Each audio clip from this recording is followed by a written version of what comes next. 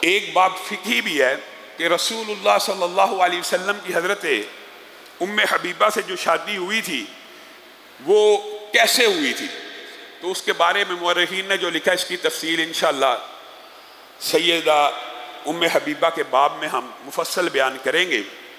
کہ مختصر بات یہ ہے کہ اسی نجاشی نے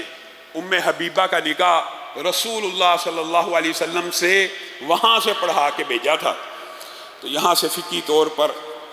میاں اور بیوی دور دراز کے علاقوں میں موجود ہوں تو ٹیلی فون کے اوپر نکاح کا ہونا وغیرہ یہ سارا شریعت میں جائز اور درست ہے۔ بہرحال یہ باب جب آئے گا انشاءاللہ اس حوالے سے تفصیلی گفتگو کریں گے۔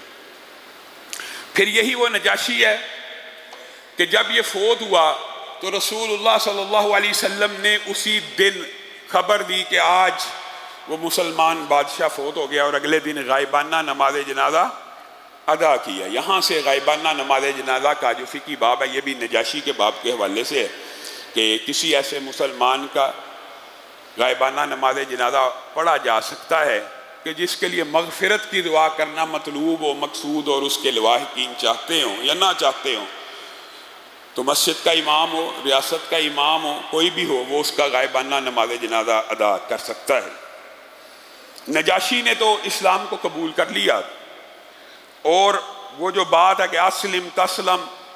اسلام کو قبول کیا تو بنیادی طور پہ دنیا میں بھی امن میں رہا اور آخرت میں بھی۔ اس